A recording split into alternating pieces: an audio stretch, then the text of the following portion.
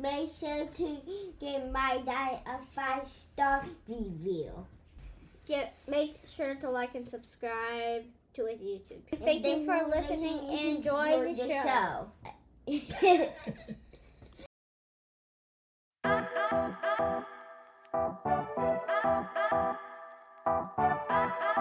Welcome back to Heavenly Homeland, a 5-part audio documentary from the Faithful Politics podcast that looks at the impact of Christian nationalism in America.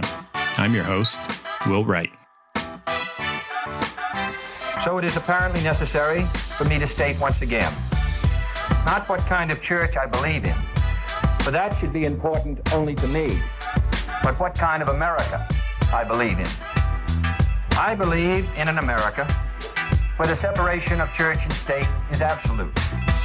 The American founders invoked our Creator 4 times in the Declaration of Independence. Benjamin Franklin reminded his colleagues at the Constitutional Convention to begin by bowing their heads in prayer. I remind you that we're going to start saying Merry Christmas again. And I'm tired of this separation of church and state junk that's not in the Constitution. It was in a stinking letter, and it means nothing like what they say it does. In our last episode, we looked at how America, being founded as a Christian nation, is a fundamental pillar to many Christian nationalists' core beliefs. And in this episode, we're going to look at how that belief system can affect our politics and laws if we tear down the walls of separation between church and state. Gentlemen, the affectionate sentiments of esteem and approbation which you are so good as to express towards me on behalf of the Danbury Baptist Association give me the highest satisfaction. My duties dictate a faithful and zealous pursuit of the interests of my constituents, and in proportion as they are persuaded of my fidelity to those duties, the discharge of them becomes more and more pleasing.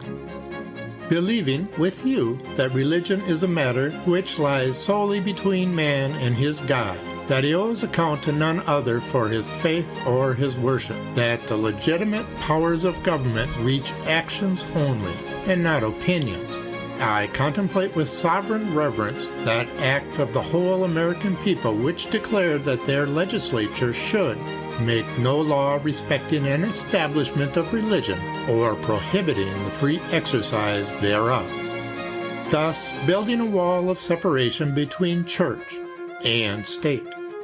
Adhering to this expression of the supreme will of the nation in behalf of the rights of conscience, I shall see with sincere satisfaction the progress of those sentiments which tend to restore to man all his natural rights, convinced he has no natural right in opposition to his social duties. I reciprocate your kind prayers for the protection and blessing of the common Father and Creator of man, and tender you for yourselves and your religious association assurances of my high respect and esteem. Thomas Jefferson, January 1st, 1802. Now let's dive a little bit into American history. You've probably heard of Thomas Jefferson, right? He's famous for a bunch of things, the least of which is doing whatever the hell it is he was doing in Monticello. Well, one of his standout moments was in 1802 when he penned a letter to the Danbury Baptist Association. Now, why should we care about this old letter? Well, it's actually pretty important in discussions about Christian nationalism. And this is mainly because Jefferson talked about building a wall of separation between church and state. Pretty powerful words, huh? But here's the thing. Jefferson wasn't the first to think about keeping church and state apart. This idea actually dates back to the 1600s with a guy named Roger Williams. He was the founder of Rhode Island and a real pioneer in fighting for religious freedom.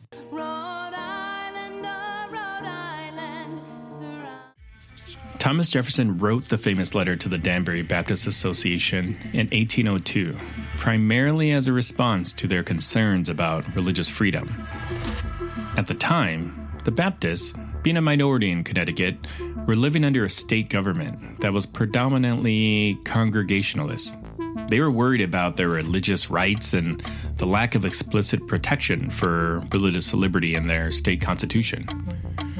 Jefferson's letter was a reassurance to the Danbury Baptists. He emphasized his commitment to protecting religious freedoms and articulated the principle of separation of church and state. This principle, although not explicitly stated in the Constitution, was implied in the First Amendment. Jefferson's phrase, "a wall of separation between church and state," in this letter became a defining metaphor in the American discourse on church-state relations. So why is this letter a hot topic? Well, on one side, folks against Christian nationalism point to Jefferson's words as proof that America wasn't meant to be a Christian nation. They say it shows our founding fathers wanted religion and government to be like neighbors with a good fence between them, friendly, but with clear boundaries. This idea is backed up by the First Amendment, which is all about keeping the government from favoring one religion over others. But there's another side to the story. Supporters of Christian nationalism argue that Jefferson's words have been taken out of context or given too much weight. They believe that America has deep Christian roots and that these should be reflected in how the country is run. For them, the separation of church and state doesn't mean religion should be completely absent from public life or politics, but should help guide policymakers and politicians make decisions. In a nutshell, Jefferson's letter is like a mirror, reflecting two very different views on religion's role in American government and society. It's not just about what he wrote way back then. It's about how we interpret those words today and what they mean for the U.S. now. To help us better understand what the separation of church and state is and is not, we chatted with Rachel Lazar, the president and CEO of Americans United for Separation of Church and State, which is a nonpartisan, non-for-profit, educational, and advocacy organization. So what is it and what isn't it, I guess? I mean, what it's not is the idea that there is no space for religion in the public square. I mean, I think that's one of the biggest misunderstandings about it. Of course, people can bring their religion into the public square. That's part of who people are. And, you know, at least I, as a church-state separationist, am very for people being able to live into their true identities and their full identities. And of course, we have very multifaceted identities, but someone's religious or non-religious identity tends to be an important part, you know, of a lot of people's identity anyway. So that feels important. What it is the idea that the government can't favor one religion over any other religion or religion over non-religion. And that's really clear. And that actually is written into the First Amendment in the first 16 words of our Constitution. And that promise is what protects all of our right to be who we are, live as ourselves, and not according to someone else's religious litmus test.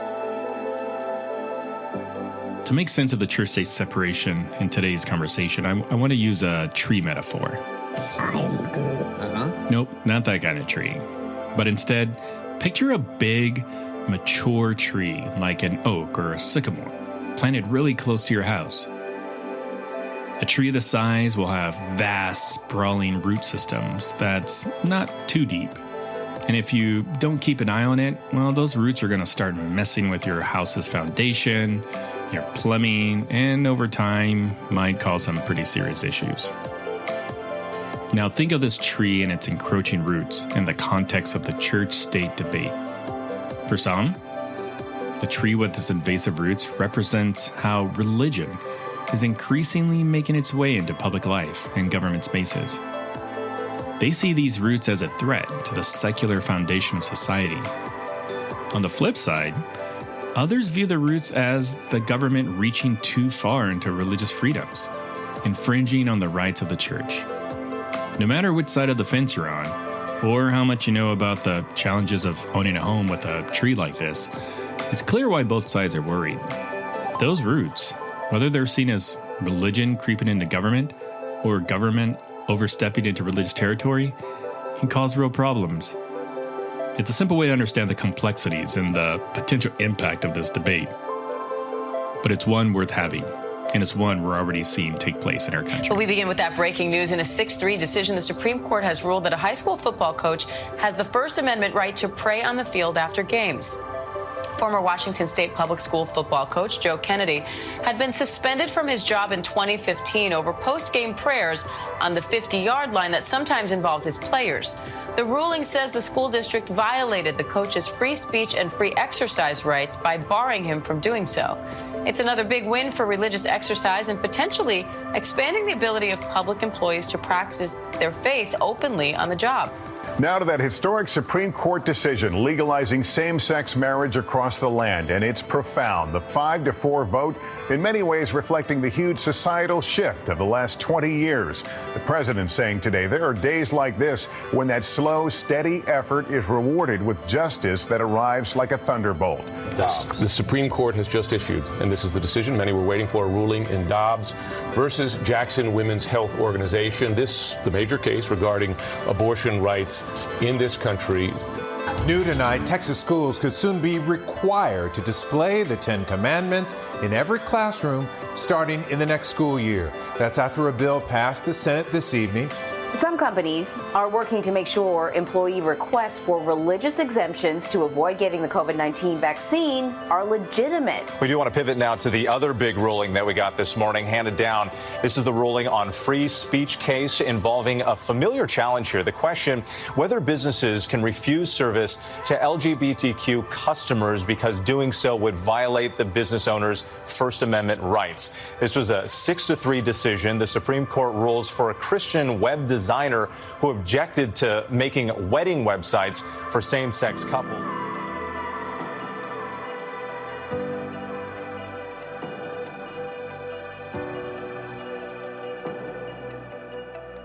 So let's break this down in a more laid-back way. On one side, you've got people who are all for a strong two-way barrier between church and state. They believe it's super important to keep these two separate to make sure everyone's freedoms are respected and to keep our society diverse and welcoming. Their take is that the government should stay out of the religion business, not favoring one faith over another or pushing religious views on folks that don't want religious views to be pushed on them. Then there's the other camp. These folks think the separation is more about protecting the church from the state, not the other way around. They often talk about America being founded on Christian principles and argue that these values are key to how our society works. They're all for letting religious beliefs guide public policies and don't really buy the idea that church and state need to be totally separate. But here's the kicker. When we talk about Jefferson's letter to the Danbury Baptists, we're just talking about a letter, right? It's not the law of the land. So what does the actual Constitution say about religious freedom? To get the lowdown on that, we chatted with Caroline Corbin, a professor of law at the University of Miami School of Law. She specializes in U.S. constitutional law, First Amendment, and the religion clauses. Our Constitution protects religious liberty in the First Amendment, and I would say there are actually two different clauses that protect it in slightly different ways. So we have what's known as the Free Exercise Clause and the Establishment Clause. And the Free Exercise Clause protects your religious liberty by barring the government from targeting religion for disfavor. So the government can't say it's illegal to believe that Saturday is the Sabbath day, or that we are going to, make it illegal to observe the Sabbath on Saturday. So that would violate the Free Exercise Clause. It protects your actual practice of religion. But that's not the only clause that works to protect religious liberty. There's also the Establishment Clause. That's the clause that says the government can't make any law establishing, respecting the establishment of religion. That's basically the one that says there should be some distance between church and state, right? To the extent we have separation of church and state, it's grounded in the Establishment Clause. And the Establishment Clause protects the religious liberty of minority religions by barring the government from favoring one religion over others. Because when the government favors one particular religion, usually the dominant religion, that inevitably is bad news for religious minorities. Right? It's, as Madison noted, it's often the first step to religious persecution. But even if it doesn't end up in persecution, right, at the very least, if the government says this one religion is the preferred religion, you've basically made second-class citizens of everyone who does not belong to that dominant religion. So I think it's really important to understand that there are actually two clauses in the Constitution that promote religious liberty, and they do it in slightly different ways. And the Establishment Clause, that separation of church and state, is as important for the religious liberty of religious minorities as the Free Exercise Clause is. That's my pitch for the Establishment Clause. So let's dive into this whole tangle between Christian nationalism and religious freedom. Christian nationalism is basically about shining a big old spotlight on Christianity in our society and government. The goal? To shape America into something like a heavenly homeland. Sounds lofty, right? But here's where it gets sticky for religious freedom. This approach often puts Christianity front and center, which can end up leaving other beliefs in the shadows, or pushing aside people who don't even care about Christian teachings or faith at all. Now, the idea of creating something heavenly sounds pretty good, and who wouldn't want to make their homeland better, right?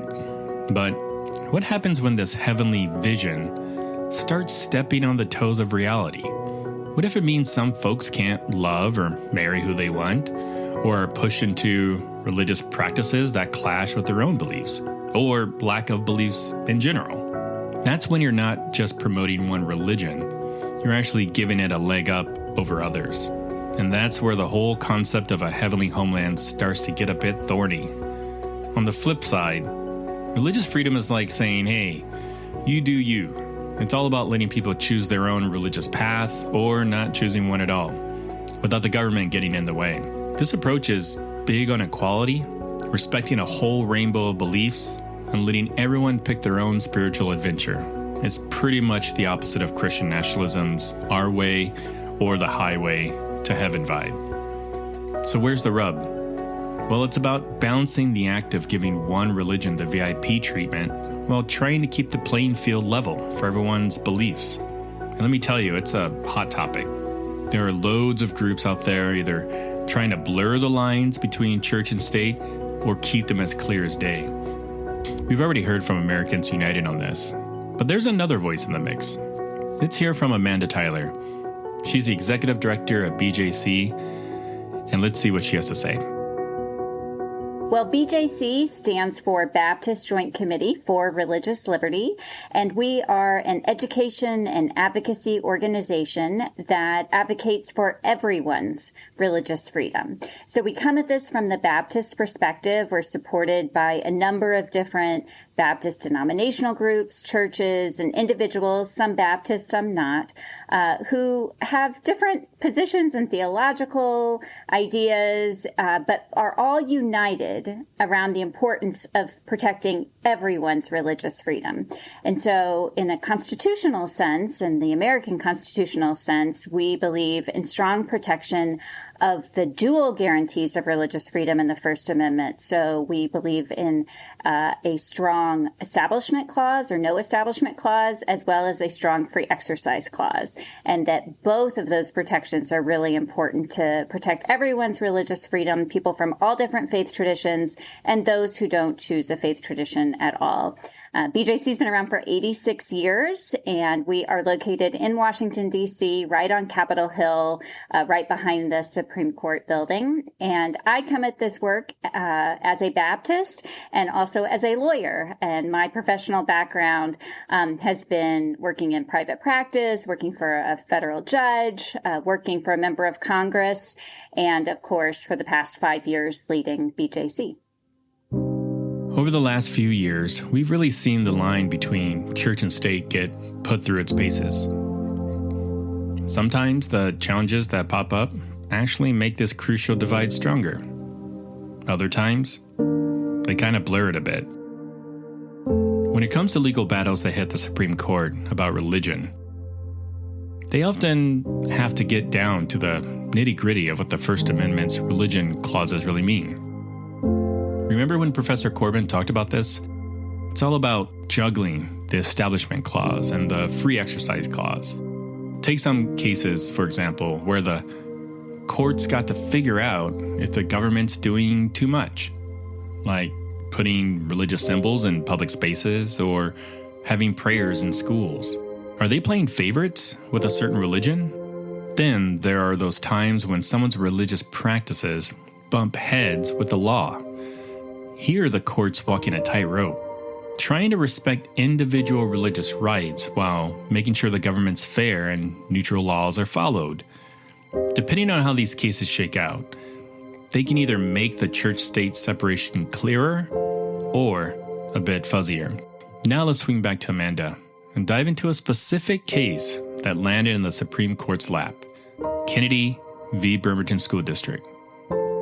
Let's learn more about it.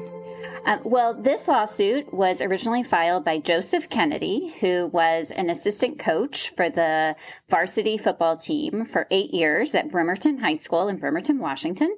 And for those 8 years, Kennedy delivered prayers to students in a variety of ways. At first, he stood alone on the 50-yard line at the end of games, but he also led and participated in both pregame and postgame locker room prayers.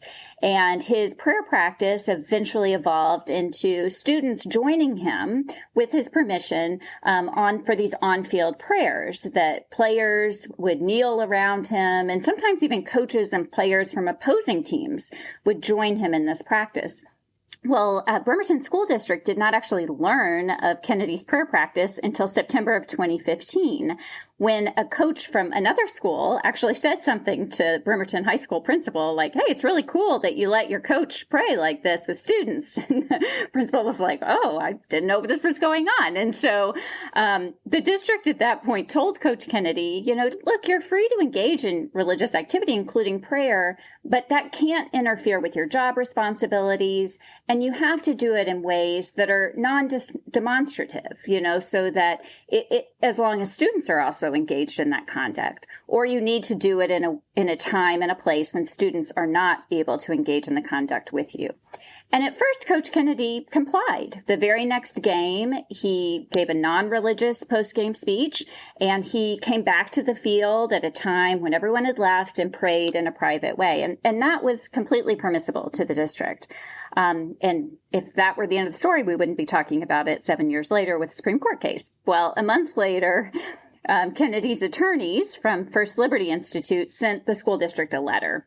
And they demanded that the district reverse its earlier decision, and they notified them that Kennedy would immediately continue his practice of verbally and audibly praying at the 50-yard line immediately after games, and he would do so starting at that week's homecoming game. Okay, so at this point, the district responded and said, again, look, we'll work with you, we'll find another way, but you can't do this.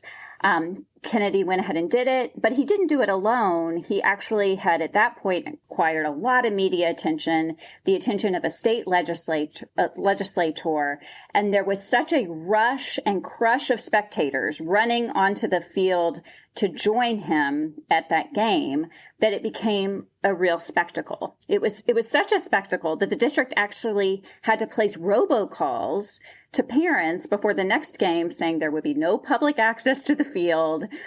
They posted signs and they made announcements.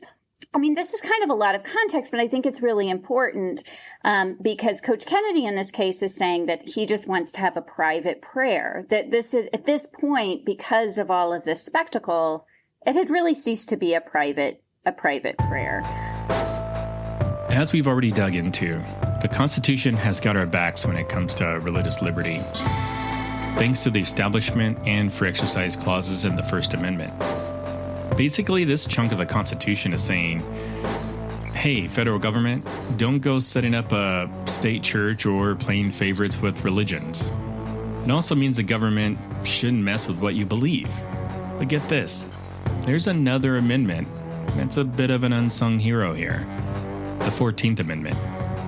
Before the 14th Amendment came into the picture, the First Amendment's religious liberty protections were all about keeping the federal government in check. But then, the 14th Amendment stepped in and stretched these protections to cover state and local governments too. So now, states can't step on your rights to practice your religion or push a state religion on you, just like the feds can. This became super relevant during the COVID-19 pandemic. Think about the debates over churches staying open and vaccine mandates at workplaces. To break this down a bit more, let's hear from Eric Berger. He's a constitutional law professor over at the University of Nebraska-Lincoln College of Law. The 14th Amendment also does another piece of important work, which is it applies the Bill of Rights, or most of the provisions of the Bill of Rights, against the state governments.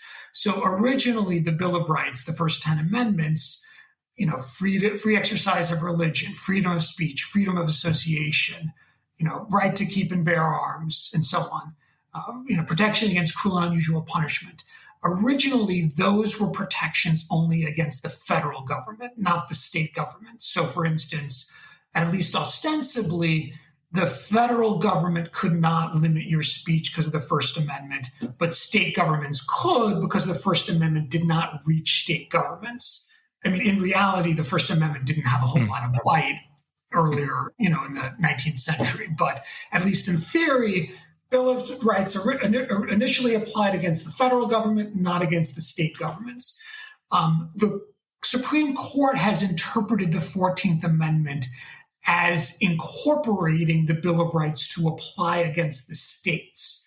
So for instance, the religious liberty protections of the Free Exercise Clause of the First Amendment not only protects against the federal government invading your religious liberty, but also the state governments. So even though substantively we think of it as a First Amendment claim, let's say a state put in place a broad vaccine mandate and you had a religious objection to it, that the notion of that free exercise religious objection comes from the Free Exercise Clause of the First Amendment, but that Free Exercise Clause of the First Amendment applies against state governments because of the Due Process Clause of the 14th Amendment. And that was worked out in a series of decisions, mostly in the mid 20th century. So what are some examples of these state laws that legislators have tried to introduce?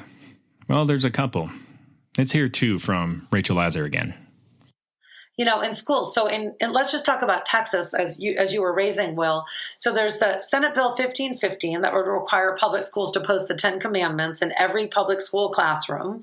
And they wrote their own version of the 10 Commandments. And, it's a clear violation of a Supreme Court case that's dated back to 1980 called Stone versus Graham, where the Supreme Court held that the 10 Commandments are, quote, undeniably a sacred text in the Jewish and Christian faiths, and that displaying the 10 Commandments in public schools, quote, serves no educational function. Unacceptable, a clear violation. Again, whose religious freedom are we talking about, right? Let's think outside of just ourselves. Let's try to think more broadly, right? And that's who I'm talking about, like Texas parents and families. 2, school prayer Bible reading bill. That's Senate Bill 1396, and it would authorize public school districts and public charter schools to adopt a period of prayer and reading of the Bible or other religious texts for students and employees. And, here again, I just want to clarify another one of those myths. We started talking about those. Public school students have the right to read the Bible and other religious texts during free time and to pray in school. I think the joke is, prayer in school is as old as the first math test. But it has to be voluntary, non-disruptive, student-led, and student-initiated, right? So I want to be really clear, like Americans United for Separation of Church and State is not against that at all. We're happy that students get to have their religious freedom. But what we're saying is when you are clearly designing a bill to permit public schools to sponsor religious activities in violation of the Constitution, and you're authorizing schools to set aside instructional time and classroom space for prayer and reading the Bible and other religious texts, it encourages students. It's time where school employees are encouraging students to pray. And it would allow school employees to participate too. And even perhaps, according to this bill, to lead this type of prayer and Bible readings. And that's really very concerning. And again, whose religious freedom? When we're talking about cases at the Supreme Court where religious freedom or the Establishment Clause is on the line, you'll often hear about something called the limit test. It's actually a set of criteria that the Supreme Court uses to decide if a law or government action violates the Establishment Clause of the First Amendment. This test comes from a case called Lemon v. Kurtzman, decided way back in 1971. You'll hear arguments next in number 89, Lemon against Kurtzman and others.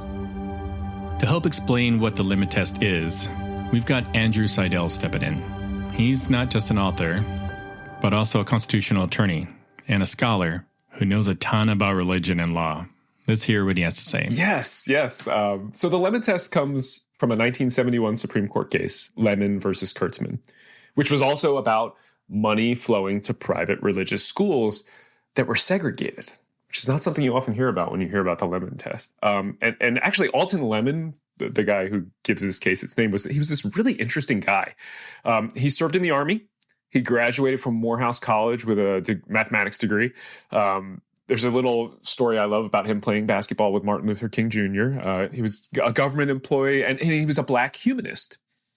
And Pennsylvania, where he was living, passed a law that propped up religious schools with taxpayer money. It was this, again, this, I mentioned vouchers being this sort of hydra. This is sort of like a vouchers for teachers scheme. So the state would pay for teachers to teach at religious schools if they weren't teaching religion classes. Basically, vouchers for teacher salaries instead of for student tuition. And the state had paid out, I think, about $5 million by the time that Alton Lemon challenged the program. And it was combined with another case. The Pennsylvania case was combined with another case from Rhode Island. It was basically the same case. And all 250 or so of the teachers under that program that were paid were at Catholic schools. And so Alton Lemon argues that in the Pennsylvania case, the non-public schools are segregated by race and religion. And that the new program that has created, this voucher program, perpetuates and promotes the segregation of the races. Right? And the end result was the state promoting, and I have the quote here, it was promoting two systems in Pennsylvania, a public school system predominantly black, poor, and inferior, and a private subsidized school system predominantly white, affluent, and superior. Now, that's not something you often hear about in the discussion of the Lemon case, that this was really also about race. And it goes back to what I was trying to talk about earlier, where I really do believe that separation of church and state connects to every other issue out there in ways that people just fundamentally miss. Now, the lower courts sort of winnowed out the race issues, and the Supreme Court actively was like, okay, we won't touch that. And instead, what the court does in that case was it strikes down that program as a violation of the separation of church and state correctly.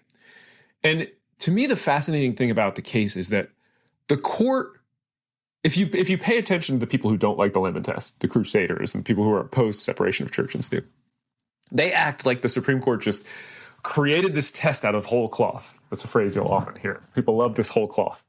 And that's not true. What the court did was survey all of the cases that it had decided over like 2 centuries that involved religion and the law colliding.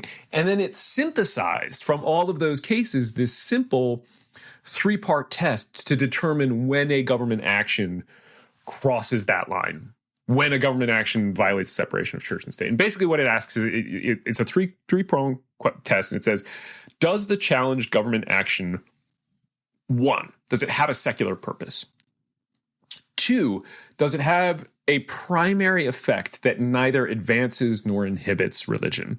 And 3, does it foster excessive government entanglement with religion? I always have a hard time getting that one out.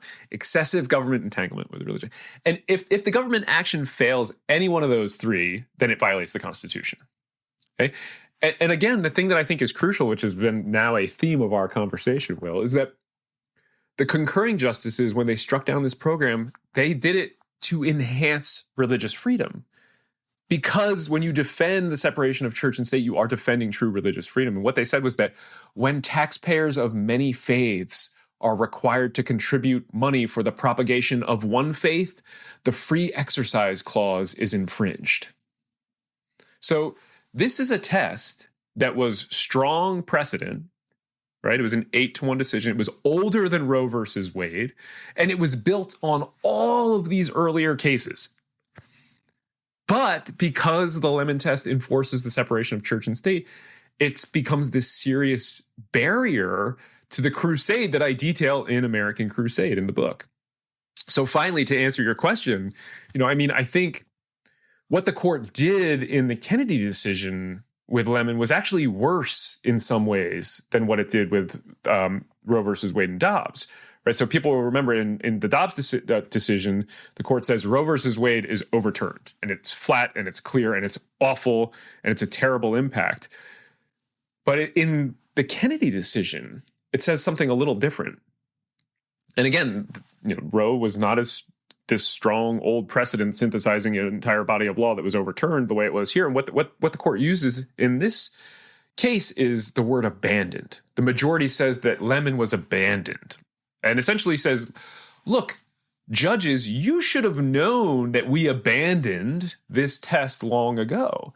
They recognized that it was dead. They didn't explicitly overturn it. They just said, you should have known it was overturned a long time ago because it has been pretty heavily criticized. And I actually think in a way that that's more dangerous.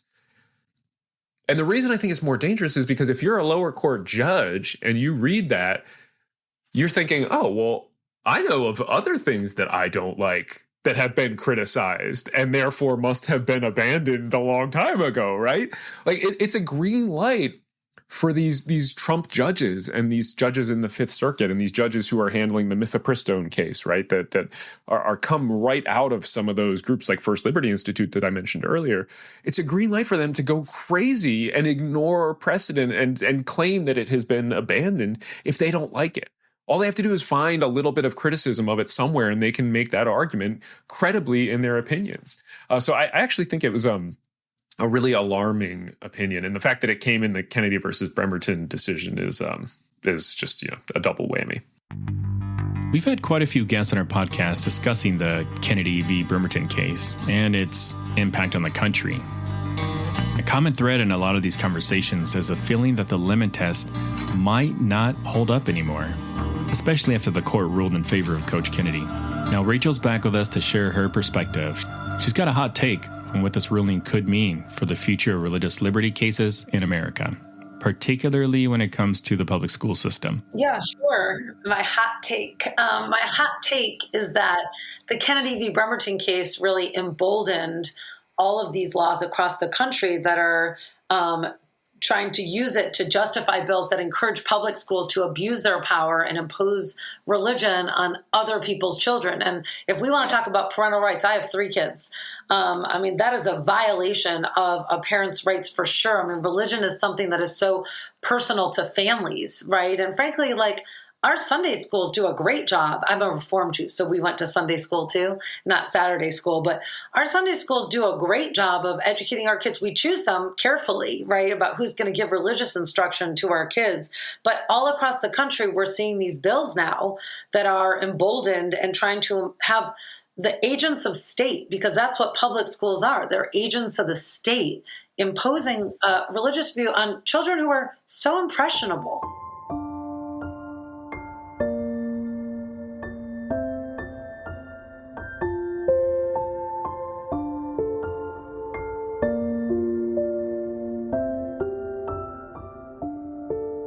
In this episode of Heavenly Homeland, we've taken a deep dive into the tangled relationship between church and state in America. We started with a historical backdrop of Thomas Jefferson's letter to the Danbury Baptist Association and journeyed all the way to the modern-day implications of the Kennedy v. Bremerton case. Yet amidst these legal and political debates, it's crucial to juxtapose our findings with the life and teachings of Jesus Christ. a figure central to the Christian faith.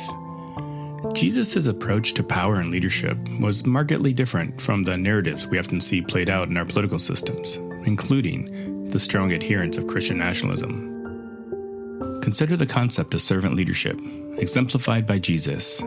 In Mark chapter 10, verse 45, he said, and I quote, "For even the Son of Man did not come to be served, but to serve, and to give his life as a ransom for many." End quote. This principle of leading by serving, of placing others' needs above one's own, stands in stark contrast to the pursuit of power and authority that often characterizes political ambitions. Jesus also rejected earthly kingship. Recall the moment in John chapter 6, verse 15, after the miracle of feeding the 5,000, when the crowd sought to crown him king. Jesus withdrew, making clear that his mission was spiritual, not political. His kingdom, as he declared in John 18:36, was not of this world. This was not just a statement of spiritual focus, but a rejection of the temporal power structures of his time. The expectations placed upon Jesus in the Bible mirror what many people in America seek today. Instead of arriving as a king, Jesus came as a humble carpenter. While they yearned for a conqueror, he embodied the role of a peacemaker. The masses sought a political leader, yet he presented himself as a spiritual teacher. In situations where the display of power was anticipated, he chose the path of passivity. And contrary to the desires for a revolutionary leader, he embraced the role of a suffering servant. In our times, as we witness efforts to intertwine faith and governance, it's vital to remember these teachings of Jesus. They serve as a reminder that true spiritual influence doesn't stem from political dominance, but from living a life of authentic faith, service, and love.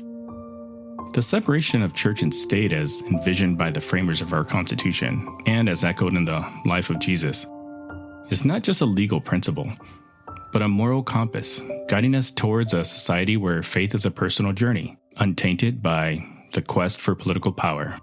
As believers and citizens, we are called to reflect on how we practice our faith in a political system that may not always align with our spiritual values.